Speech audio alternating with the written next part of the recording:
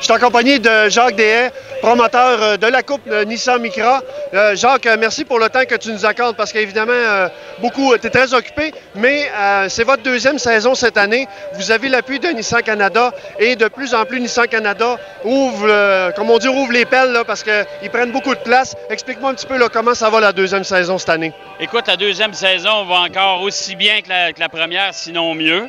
Évidemment, on a extensionné notre championnat cette année pour 3 programmes de course en Ontario. Il y a des Ontariens qui commencent à embarquer aussi dans la série. On a encore des concessionnaires aussi qui veulent s'impliquer dans la prochaine année. Fait que ça continue à progresser, ça continue à bien aller. On a une couverture médiatique extraordinaire, mais on a aussi un appui qui est indéfectible et qui est aussi fantastique. C'est Nissan Canada. Ils sont extraordinaires pour ça. Évidemment, vous avez de très bons partenaires avec les huiles Total et Pirelli.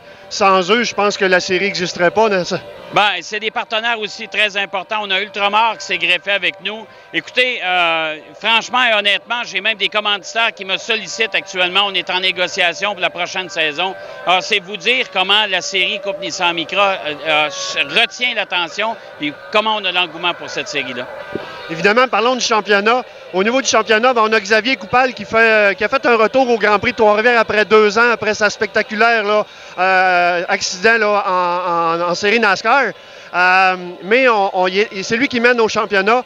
Tout de suite derrière lui, Olivier Bédard, champion 2015, et le top 5 avec Valérie, Kevin King.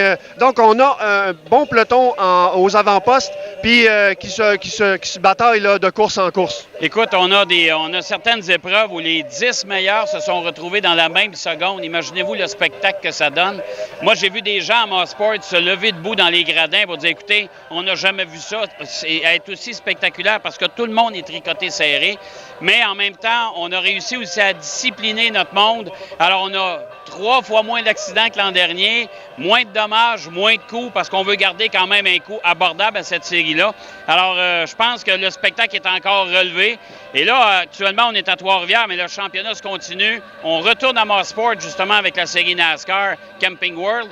Et après ça, on va aller terminer, bien sûr, notre fin de saison à la Classique d'automne à Tremblant. Et ça, écoute, le championnat n'est pas encore décidé, tu sais ça, hein? Tout peut arriver, là. Mais parle-moi là, justement là, de ceux qui sont aux avant-postes. Là. Parlons tout d'abord de Xavier Coupal, saison de rêve. Ah, Xavier Coupal, écoute, il a vraiment le couteau entre les dents. Et je peux te dire, écoute, il partageait le volant avec Bertrand Godin. Et Bertrand Godin, on le connaît, c'est un gentleman. Il m'a appelé et il dit, écoute, Jacques, à Trois-Rivières, je ne peux pas courir à la place de Xavier. Il est en tête du championnat. Je lui laisse la voiture d'ici la fin de la saison. Moi, en gentleman, j'ai retourné l'appareil. J'ai dit, écoute, moi, je te trouve une voiture. J'y ai trouvé une voiture avec United Auto. Et il porte le numéro 27. On sait que Gilles Villeneuve, c'est son idole. Fait que Bertrand, et il y a des obligations. En plus de ça, à Trois-Rivières, il a cédé le volant pour la journée du samedi à Paul Dargy, un gars de Trois-Rivières. Il va reprendre le collier le dimanche pour la deuxième course du week-end. Alors, Xavier Coupal, lui, honnêtement, c'est vrai, il est parti. Mais Olivier Bédard, ça ne sera pas faire. Kevin King n'a pas de souci de commandite cette année. Donc, lui aussi, il a le couteau entre les dents. Il y a Valérie Limoges qui fait un travail extraordinaire. Et il y a des recrues qui étaient des recrues de l'an dernier. Ils prennent de l'expérience. Entre autres, Frédéric Bernier de Québec, lors des essais libres de la première journée du Grand Prix de Trois-Rivières, a fait le 6e temps. Ça, j'ai tombé à la renverse et il était tellement fier de sa performance. Donc, c'est un championnat qui va être de plus en plus relevé, évidemment, avec les années. Et puis, comme toutes les voitures sont pareilles, évidemment, c'est surtout sur le pilotage que ça va se jouer d'ici la fin de la saison. Bien, c'est entre le volant et le siège que ça se passe, pas ailleurs que là. Et l'équipe technique fait un sacré bon boulot. Mes commissaires sont très sévères, mais on maintient une égalité entre les voitures. Ça, c'est hyper important. Donc, souvent, ça crée certaines frictions. Il y a certains pilotes, oh, pourquoi tu fais ça? Mais en bout de ligne, on leur dit tout le temps, vous êtes en train de prouver que vous avez tout le talent possible pour aller dans des séries supérieures parce que là, vous démontrez votre vrai talent de pilotage et ça donne un bon spectacle. Il ne faut pas oublier les spectateurs qui sont dans les gradins non plus. Hein? Oui, absolument. Parlons maintenant de Nissan Canada qui prend beaucoup plus de place cette année. Au Grand Prix de Trois-Rivières, on a vu le Pace Car qui était la nouvelle Nissan 2017 GT-R.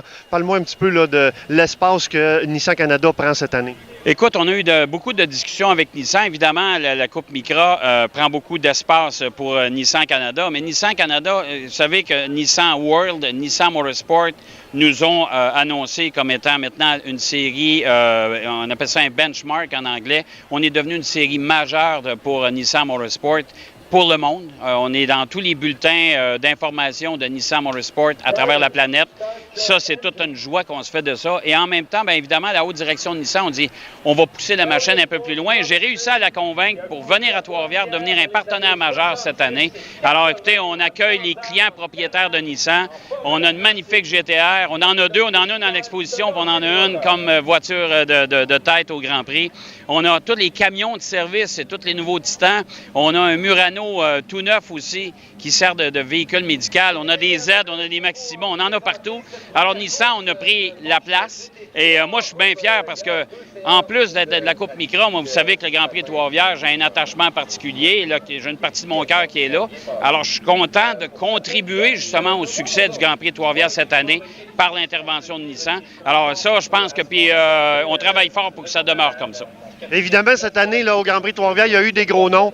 On parle de Bertrand Godin, Gabriel Gélina, qui vont courir dans les voitures médias. Parle-moi là, des gros noms là, qui sont venus là, cette année au Grand Prix de Trois-Rivières. Bon, tu parlais de Bertrand Godin. On parle de Gabriel Gélina, qui occupe une des voitures de presse. On a Jeff Boudreau, comédien de Radio-Canada, qui a repris du service aussi ici à Trois-Rivières. On a Carl Nadeau aussi, qu'on connaît bien, qui est à bord de la voiture Total. On a Richard Spénard, que j'ai sorti des Boulamites, qui était aux îles de la Madeleine. Je lui ai envoyé 2 billets d'avion pour lui et sa douche. J'ai dit, vous emmenez à Trois-Rivières, je t'embarque dans une voiture. Alors, on a un gros calibre. Richard Spénard performe encore super bien. 63 ans, je pense. 4e temps aux qualifications pour la première course. C'est incroyable. Je veux dire, on voit un Richard Spénard qui est encore bien en forme. Alors, j'ai dit, c'est-tu ta dernière course? Il est un peu comme Dominique Michel. Il dit, oui, ça, je pense que ça va arrêter après ça. J'ai dit, je sais pas comment ça fait d'années que tu me dis ça. Bien, il dit, c'est sûr que si tu m'offres un volant l'année prochaine, je vais peut-être me laisser tenter. Puis, évidemment, il y a Michel Barrette qui s'est greffé là, à la dernière minute. Michel Barrette qui a réussi à faire quelques tours, là.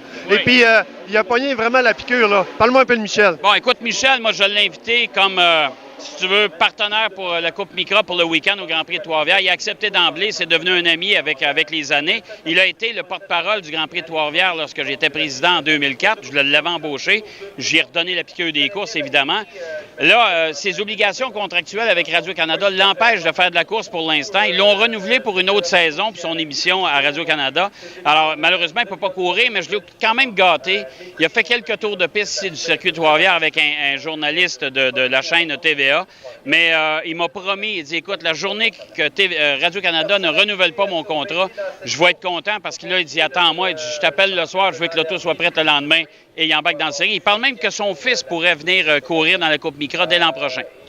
Écoute, Jacques, très intéressant à entendre et puis félicitations encore une fois là, pour cette 2e saison et au plaisir de se reparler. C'est sûr qu'on va se reparler. C'est garanti. Sûr, merci.